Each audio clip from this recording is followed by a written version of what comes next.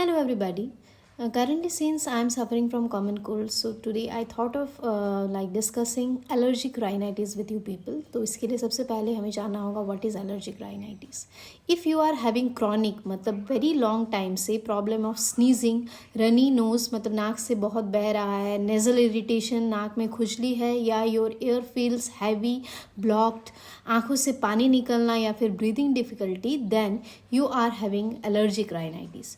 Now, to know the management and cure, we will have to know the cause. The कारण किसके वजह से allergic rhinitis होता है. सो एलर्जिक राइनाइटिस जो दो वर्ड से बना है. राइन मीन्स हमारा nose and itis means any kind of inflammation and allergic means due to any allergen जो एलर्जी कॉज करता है. So because of any allergen if there is any swelling या इन्फ्लामेशन इन आवर जो हमारा नाक को जो नेजल म्यूकोसा होता है उसमें, तो it is called allergic rhinitis. Example है एलर्जन के डस्ट, धूल या फिर पॉलन जो फ्लावर्स के होते हैं या फिर जो हमारे डोमेस्टिक एनिमल्स होते हैं उनसे भी कभी कभी उनके फर्स से भी हो जाता है.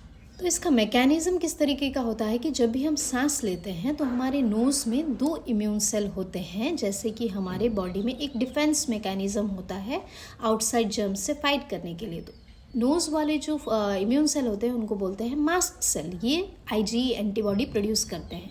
जब भी एलर्जन इनके कांटेक्ट में आता है मतलब आईजी एंटीबॉडी के में, तो ये मास्ट सेल जो है ये एक्टिवेट हो जाते हैं और ये न्यूट्रलाइज करने लग जाते हैं फॉरेन पार्टिकल को. कैसे? हिस्टामिन प्रोड्यूस करके. बट इसमें क्या होता है कि जो नॉर्मल पीपल हैं उनमें ये हिस्टामिन जब प्रोड्यूस होता है तो कोई रिएक्शन नहीं होता. बट जो एलर्जिक पीपल हैं या फिर जिसको एलर्जिक राइनाइटिस है उसका क्या होता है कि एज अ रिस्पॉन्स वहाँ पे एक वाटरी डिस्चार्ज या फिर म्यूकोजल डिस्चार्ज होता है नाक से. क्यों? क्योंकि वो इन्फ्लाम्ड और ब्लॉक्ड है, क्योंकि उनको एलर्जिक राइनाइटिस है. साथ ही में हमारे नाक में अगर मैं कहूँ, हमारे नाक से दो ट्यूब कनेक्टेड रहते हैं जो कि है नेजोलैक्रिमल डक्ट एंड दूसरा है स्टेशन ट्यूब. नेजोलैक्रिमल डक्ट जो है हमारे आँखों से आता है एंड जो स्टेशन ट्यूब है वो हमारे कानों से. तो फलस्वरूप वहाँ पे भी वो ब्लॉकेज और इन्फ्लाम्ड रहता है तो वाटरी डिस्चार्ज वहाँ से हो नहीं पाता. तो इसलिए आँखों से पानी या कानों का बंद हो जाना ऐसा सिम्टम्स है.